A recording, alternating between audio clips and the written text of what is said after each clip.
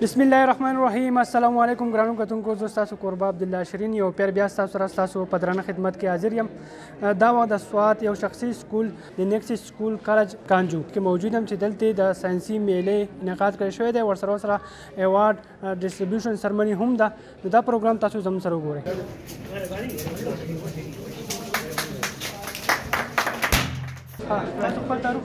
جی زما نوم یاسر حسین مې نوم دی او ګریډ 9 کې سبق وایم. دا کوم ماډل چې موږ جوړ کړی دی نو د دې نوم دی فایر الارم اینډ سپرینکل سیسټم. دا سیسټم څنګه کار کوي؟ نو فرض کړه هغه ځایونه په کوم ځای کې چې د اور خطر یا د اور خطر محسوسه کړي په دې ځای کې د فایر انډیکیټر لګېدلی دی او موږ چې دی نو د بلس په ذریعه او په دې کې سایرن لګېدلی د هغه په ذریعه موږ وان کړي چې یو دلته اور خطر ده. په دې کې بل سیسټم لګېدلی چې د هغې نوم د فایر سپرینکل سیسټم. د هغې فایر سپرینکل سیسټم کار دا دی چې په کوم ځای کې د اور خطر نو هغه د اوبو په ذریعه باندې د اور خطره کم از کم کوي، مطلب کموي. په دې ځای کې چې کوم دی نو د فایر ډیټیکټر لګېدلی دی، مطلب دې د اور ډیټیکټ کوم. دلته سایرن لګېدلی دی او مختلف قسم بلس لګېدلي دا موږ له دغه راکوي، مطلب موږ وارن کوي چې او دلته اور خطر ده په دې ځای کې. او په دې کې بیا سپرینکل سیسټم هم لګېدلی دی کوم چې د اور د مړ کولو خپل پوره کوشش کوي. زما نوم اعزاز دولت خان دی. زه په 10th کلاس کې سبق وایم.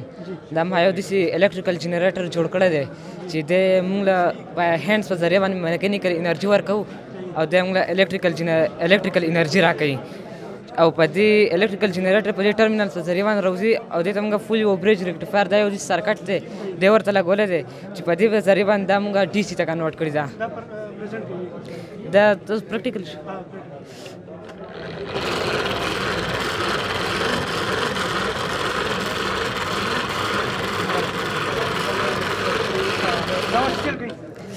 د دې په ذریعه باندې موږ موبایل هم چارج کولی شو، لایټس هم لګولی شو او دا یو داسې کمفورټیبل مشین دی چې دی موږ هر ځای ته وړی راوړی شو. I am Abu Bakar from the Nexus school belong to grade 10. ما چې کوم دی دا ډریپ اریګیشن تیار کړی دی دا زموږ سره په دې بیس باندې کار کوي چې په دې کې زموږ سره هر یو بوټ ته په سپیسیفیک اماونټ کې چې کوم دی هغه واټر سپلای کېږي. د دې وجې چې کوم دی نو واټر ته د ډېر بیمارونو چې کوم دی هغه بچاو مې او every plant take good amount of water او دا عمل چې کوم دی موږ په اسانتیا سره کوو او چې پریکټیکلی پرنټ کولی شو. په دې کې اعلان چې دی زموږ سره کوي بیا د هغې لپاره ټانکۍ لګېدلي نه او د ټانکۍ نه چې کوم دی نو واټر سپلای کېږي دې بوټو ته. دا چې ما جنرال نالج ټسټینګ مشین تیار کړی چې په کوم باندې موږ د کس چې ډېر په اسانه باندې د هغه جنرال نالج دی موږ ټسټ کولی شو. دې کې ما 2 ډفرنټ LEDs یوز کړي دي، یو بلو لایټ دی یو ریډ لایټ دی. بلو لایټ چې کوم دی هغه موږ ته رایټ انسر دغه کوي انډیکیټس کوي او ریډ لایټ چې کوم دی نو هغه موږ ته رونګ انسر انډیکیټس کوي. دې ټایم داسې به کېږي چې آن د سپاټ باندې کېږي لکه دې لپاره MCQ دغه شي نو هغه رغول نه او نه چې کول کې دونه ټایم لګي آن د سپاټ باندې چې دی نو ته غیر څه پته ولګي ټایم نه ضایع کېږي. لکه اوس دې کې ما سره دی هو د نیشنل پوائنټ اف پاکستان نو هغه علم اقبال دی دې باندې ما څنګه ټچ کړو نو کریکټ انسر شو او دا کوز غلط کوم بادر شاه ظفر کوم نو ریډ لایټ ولګي نو هغه ته دا انډیکیټس کوي چې دا انسر چې دا غلط دی. مرزا غالب شو نو ریډ انسر شو.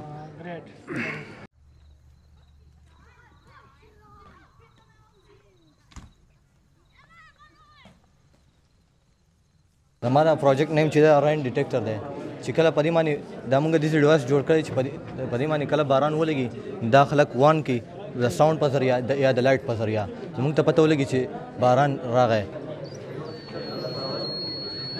چې کله په دې باندې باران ولګي دا موږ ساوند پروډیوس کړو، موږ ته پته ولګي چې باران راکې شو. چې کله چې مونږ یو پرشر چې دی که نه به ټیوب باندې راولو هغه ټیوب چې دی هغه واټر چې ټرانسمیټ کړي بل ټیوب ته نو هغه ټیوب مونږ له یو لیفټ فت کړي.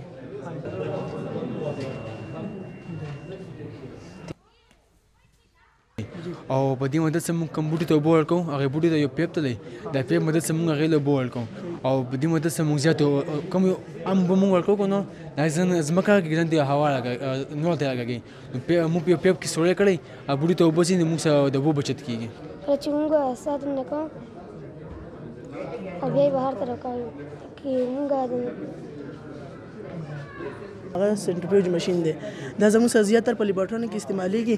په دې باندې موږ لیکویډ فارم کم یورینر یا بلډ چې موږ ټیسټ کوو موږ هغه پې کولی شو لاندې راکړي او کم واټر چې دی لیکویډ فارم چې موږ له بره راکړي او دغه شانتې موږ به ورغلو چې دا 15 منټه به موږ دا وچلو سر تاسو کته شي چې په دې کې کم زموږ سره ډارک پارټیکل دی هغه زموږ سره یو سیټ راغلی او کم لیکوډ شي زموږ سره بل سیټ راغلی. موږ دلته کې دا سکول بل راخ کړی دی دا چې د ډي سي دی دا د بجلی نه بغیر هم کار کوي. دا دلته کوته موږ بیټري لګولې ده چې دلته کوم بټن وو دا سکول بل آن شي. کلاس مایټرکن اینڈ ایکسټرا پروجیکټ نوم دی پاسورډ پروټیکټیو لاکر. دا څنګه کار کوي؟ د دې څه فایدې دي؟ په دې کې موږ خپل پرسنل شیزونه سٹور کولی شو. دې لاس موږ 3.1 پاسورډ ورکړی دا صرف پاک پاسورډ کولایږي.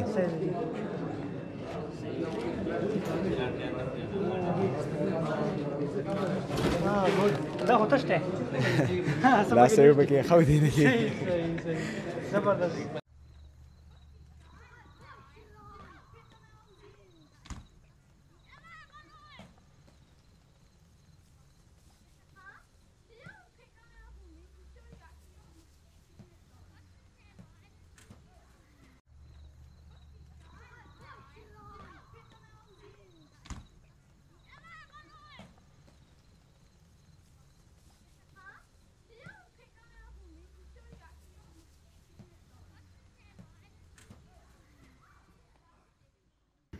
ما چې په پبلک سکولونو باندې سوچ وکړو نو هم دغه سکول ما ته د خپلو بچو دپاره د هغو د بهترین مستقبل دپاره ډېر ښه ښکاره شو.